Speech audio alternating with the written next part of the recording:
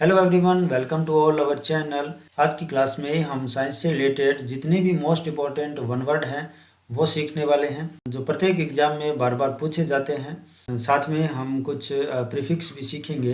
Prefix यानी कि पूर्वसर्ग या फिर उपसर्ग जिसको बोलते हैं हिंदी में। यदि हमें प्रीफिक्स पता है तो उससे रिलेटेड जितने भी जो वर्ड हैं उनका हम आसानी से अर्थ बता सकते हैं। तो बिना देर किए चलिए आज की क्लास स्टार्ट करते हैं। फर्स्ट हमारा वन वर्ड है साइंस ऑफ वेट, यानी कि जो मापतोल से संबंधित जो वैज्ञानिक अध्ययन है, यानी कि जो मापतोल से संबंधित वैज्ञानिक अध्ययन है उसे हम मीट्रोलॉजी कहेंगे। मीट्रोलॉजी यानी कि माप विज्ञान, LOGY है। इसे कुछ स्टूडेंट क्या करते हैं, इसको लॉजी पढ़ते हैं, तो ये बिल्कुल गलत है। इसे हम लजी पढ़ेंगे। सेकंड हमारा है साइंस ऑफ टाइम, यानी कि समय से संबंधित जो वैज्ञानिक अध्ययन है उसे हम हरोलॉजी कहेंगे, यानी कि समय विज्ञान कहेंगे। थर्ड देखते हैं। थर्ड है हमारा science of writing and compiling a dictionary, lexicography. यदि हमें लेक्सिकन का अर्थ पता है तो लेक्सिकोग्राफी का अर्थ हम आसानी से बता सकते हैं। लेक्सिकन यानी कि किसी क्षेत्र विशेष में किसी समुदाय या व्यक्ति द्वारा जो प्रयोग में लिए जाने वाली शब्दावली है या फिर उससे जो संपूर्ण जो शब्द संग्रह है उसे हम लेक्सिकन कहेंगे। जो उसका वैज्ञानिक अध्ययन है उसे हम लेक्सिकोग्राफी कहेंगे। नेक्स्ट है science of the physical structure of the body, सजीवों के संरचनात्मक जो वैज्ञानिक अध्ययन है उसे हम शरीर रचना विज्ञान यानी कि एनाटॉमी कहेंगे। इसका प्रोनाउंसिएशन होगा एनाटॉमी। अगला है science of the habits of living things in relation to their environment, यानी कि सजीवों के आसपास के वातावरण का जो वैज्ञानिक अध्ययन है उसे हम पर्यावरण विज्ञान यानी कि इकोलॉजी कहेंगे। पर्यावरण का जो अध्ययन करता है वैज्ञानिक होता है उसे हम इकोलॉजिस्ट कहते हैं, यानी कि पर्यावरण विशेषज्ञ।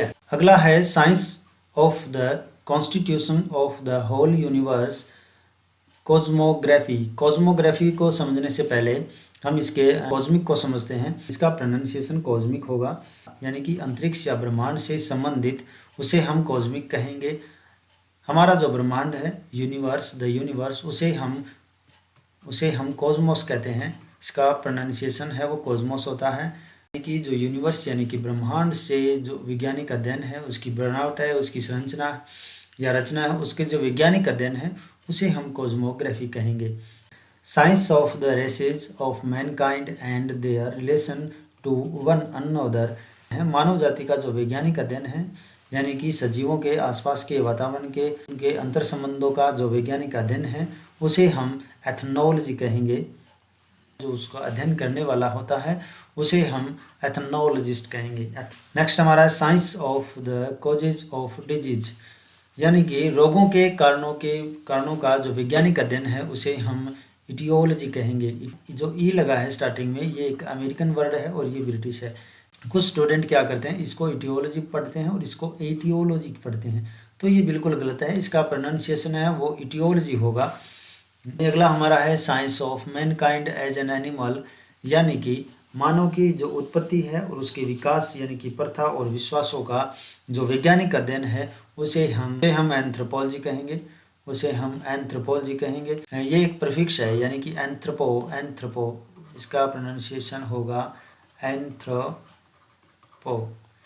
उसका प्रोनाउंसिएशन ये होगा एंथ्रोपो, यानी कि मानव संबंधित या मानवीय। किसी भी वर्ड से पहले आपको एंथ्रोपो दिखे उसका अर्थ है वो मानव से संबंधित होगा। एंथ्रोपोलॉजी यानी कि मानव शास्त्र, और एंथ्रोपोलॉजिकल यानी कि मानव शास्त्रीय, और एंथ्रोपोलॉजिस्ट यानी कि जो मानव विज्ञानी है। अगला है एंथोलॉजी,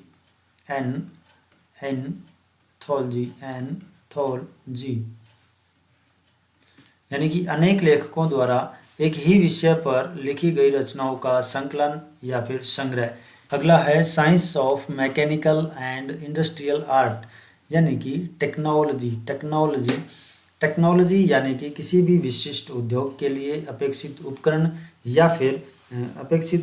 या फिर जो वैज्ञानिक जानकारी होती है उसे हम टेक्नोलॉजी कहते हैं। यानी कि टेक्नो एक प्रीफिक्स है, इसका मतलब यह होता है कि टेक्नोलॉजी या फिर प्रौद्योगिकी से संबंधित। अगला है साइंस ऑफ हेल्दी लिविंग, यानी कि हाइजीन स्वास्थ्य विज्ञान।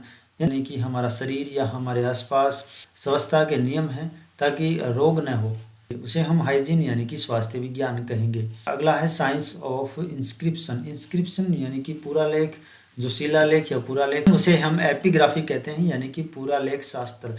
एपिग्राफी यानी कि उनका जो अध्ययन होता है, शिलालेखों का जो वैज्ञानिक अध्ययन होता है उसे हम एपिग्राफी कहते हैं यानी कि पूरा लेख शास्त्र कहते हैं। एपिग्राफ यानी कि भवन या प्रतिमा पर जो शिलालेख लगे होते हैं उसे हम एपिग्राफ कहते हैं और उनका वैज्ञानिक अध्ययन एपिग्राफी कहलाता है। अगला है साइंस डीलिंग विथ हेरिडिटी यानी कि आनुवंशिकता से संबंधित जो वैज्ञानिक अध्ययन है उसे हम जेनेटिक्स कहेंगे यानी कि आनुवंशिक विज्ञान कहेंगे। साइंस ऑफ फिक्सिंग डेट यानी कि घटनाओं का जो घटित होने का क्रम है यानी कि ऐसी घटना है उसे हम क्रोनोलॉजी कहेंगे। इसका उच्चारण देख लेना एक बार, क्योंकि इसे हम क्रोनोलॉजी पढ़ते हैं जो बिल्कुल गलत है। इसका सही उच्चारण होगा क्रोनोलॉजी। इसका सही प्रोनाउंसिएशन क्रोनोलॉजी होगा यानी कि कालक्रम विज्ञान। अगला है science of crimes and criminals यानी कि अपराध और अपराधी, यानी कि अपराध या अपराधी, उनका जो वैज्ञानिक अध्ययन है उसे हम क्रिमिनोलॉजी कहेंगे यानी कि अपराध विज्ञान कहेंगे। और उनका जो वैज्ञानिक अध्ययन करने वाला होता है उसे हम क्रिमिनोलॉजिस्ट कहेंगे यानी कि अपराध विज्ञानी। अगला है स्टडी ऑफ कॉइन्स यानी कि जो सिक्के होते हैं, यानी कि जो सिक्के होते हैं उनका जो वैज्ञानिक अध्ययन होता है उसे हम न्यूमिज्मेटिक्स कहेंगे। इसे जय पढ़ेंगे न कि से, न्यूमिज्मेटिक्स यानी कि मुद्रा शास्त्र। अगला है साइंस ऑफ क्लाइमेट यानी कि जलवायु से संबंधित जो वैज्ञानिक अध्ययन है उसे हम क्लाइमेटोलॉजी कहेंगे।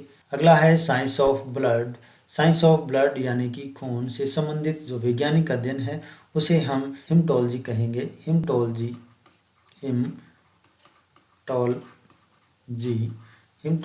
कहेंगे यानी कि रुधिर विज्ञान।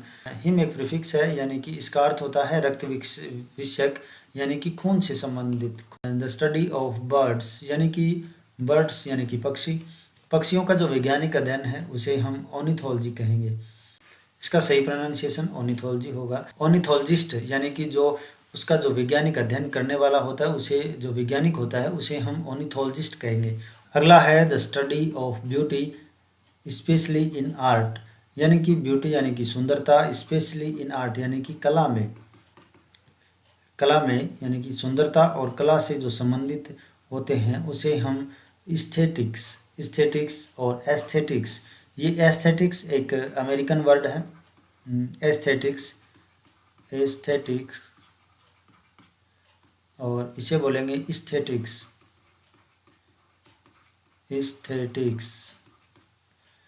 इसे एस्थेटिक्स बोलेंगे, इसे बोलेंगे एस्थेटिक्स। ये एक अमेरिकन वर्ड है यानी कि सुंदरता और कला से संबंधित जो शास्त्र होते हैं उसे हम सौंदर्य शास्त्र यानी कि एस्थेटिक्स कहते हैं। एस्थेट का मतलब होता है जो सौंदर्यवादी होते हैं उसे हम एस्थेट बोलते हैं। सुंदरता और कला से संबंधित उसे हम एस्थेटिक या एस्थेटिक बोलते हैं। तो आज के लिए बस इतना ही। उम्मीद है आपको क्लास है वो जरूर पसंद आई होगी। अगर पसंद आई है तो वीडियो को लाइक ज़रूर करें और अपने दोस्तों के साथ में शेयर करें। सोशल मीडिया के जो अन्य प्लेटफॉर्म है उस पर भी फॉलो कर सकते हैं। फेसबुक या इंस्टाग्राम पे EduOnLP के माध्यम से आप हमें फॉलो कर सकते हैं। यदि हमारे चैनल को अभी तक आपने सब्सक्राइब नहीं किया है तो सब्सक्राइब कर लें और बेल आइकन को प्रेस कर लें ताकि आने वाली जितनी भी वीडियो हैं उनका नोटिफिकेशन आपको मिलता रहे। तो आज के लिए बस इतना ही। मिलते हैं अगले नेक्स्ट वीडियो में।